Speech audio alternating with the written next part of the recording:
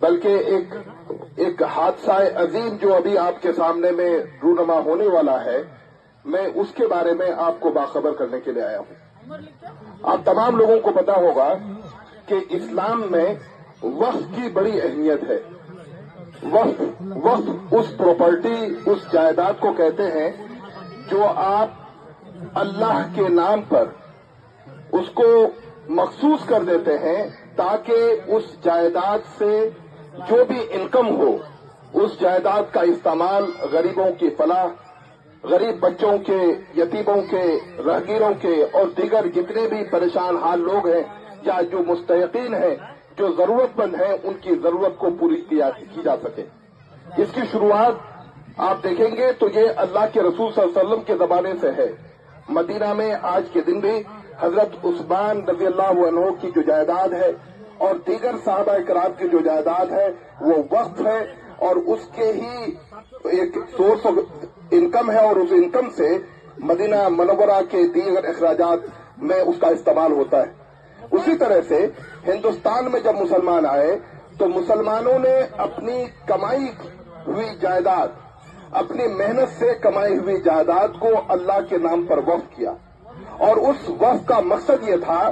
کہ ہندوستان میں رہنے والے وہ مسلمان جو اس کے ضرورت مند ہوں گے یا کہ دوسرے لوگ جو ضرورت مند ہوں گے، اس کو اس زمین سے، اس پراپرٹی سے جو فائدہ ہوگا اس سے اس کی کفالت کی جائے گی۔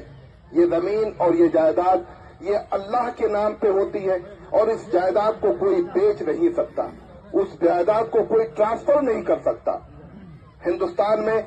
عام طور پہ ایک بات کہی جاتی ہے کہ تقریباً 6 لاکھ وقف جائیداد ہے جو کہ ہمارے بزرگوں نے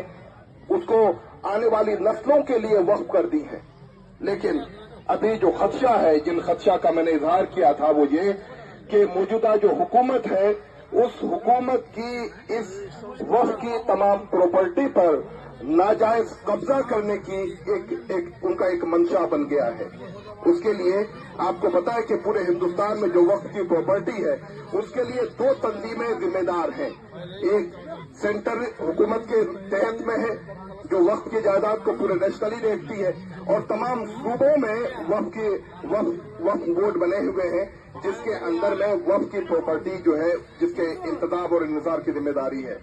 لیکن ابھی جو حکومت ہند، مودی حکومت نے جو وقف ترمیمی بل 2024 لے کے آیا ہے اس میں بہت ہی خطرناک پہلو شامل کر دیے گئے ہیں۔ اب تک یہ تھا کہ اگر آپ کے آبا و اجداد نے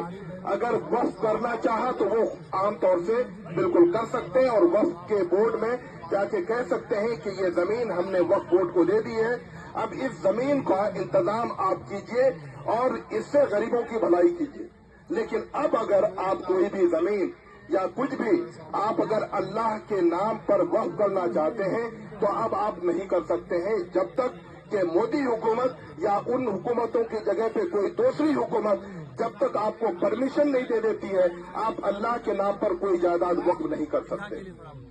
دوسرا اہم ایشو یہ آیا ہے کہ اب تک جو مسلمانوں کی جو پراپرٹی تھی، جو جائیداد تھے، ان جائیداد کا انتظام اور انصرام سب کچھ جو ہے مسلمان اپنے ہاتھ سے کرتے تھے۔ وہ چاہتے تھے کہ مسلمانوں کی بھلائی ہم کریں، لیکن اب حکومت یہ چاہ رہی ہے 2024 کے موجودہ بل کے مطابق کہ اب اس کا انتظام جو ہے حکومت کے نمائندے کریں گے، حکومت کی طرف سے نمائندے ہوں گے، لیکن آپ کی مسجد کمیٹی میں اب جو ہے جو مسلمان نہیں ہے ان کو بھی آپ کو ممبر رکھنا پڑے گا۔ اس طرح کے مجوزہ قانون آیا ہے پورے ہندوستان کے جو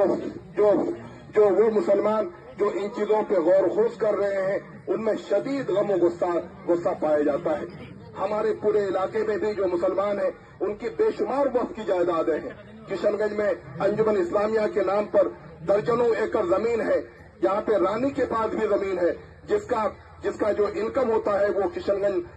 جو وقف بورڈ ہے اس کو جاتا ہے۔ لیکن اب یہ تمام وقف کی پراپرٹی پہ جو ہے حکومت کی نظر ہے، لہذا ضرورت اس بات کی ہے کہ مسلمانوں کو اب ہوش کا ناخن لینے کی ضرورت ہے۔ میرے خیال سے وقت بہت کم ہو گیا ہے،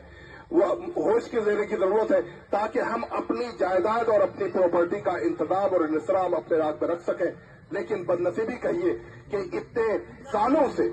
ये वक्फ की जायदाद हमारे पास है, लेकिन हम लोगों में से ही बेशुमार ऐसे लोग निकले हैं जो वक्फ की जायदाद को बेच के उसका जो है अपने जाती मसरफ में इस्तेमाल कर लिया है। अल्लाह ताला हम लोगों को वो ताकत दे कि हम वक्फ की जायदाद की हिफाजत कर पाए और आने वाली नस्लों तक इन वक्फ की जायदाद को मुंतकिल कर पाए, और हुकूमत के इन मंसूबे के खिलाफ हम लोगों को एहतजाज का जो सूरत भी हो, जो हमारे जो all India Muslim personal law board के जो हमारे उलमा हजरात हैं या कि और जो दीगर तंजीमें हैं, वो तंजीम जो भी फैसला ले कि हमें वक्फ के खिलाफ जो है एहतजाज करना चाहिए, उस एहतजाज में हमको शरीक होना हमारे लिए लाजमी है। ये समझ एक आखिरी बात मैं कह के बात खत्म करता हूँ कि आपकी जो मस्जिद थी बाबरी मस्जिद, वो वक्फ की जायदाद थी। वो एक मस्जिद टूट जाने की वजह से आपको इतना गम हुआ, हिंदुस्तान का पूरा समाजी नक्शा बदल गया। आप यकीन रखिए कि अगर वक्फ बिल अगर पास हो गया तो एक मस्जिद नहीं,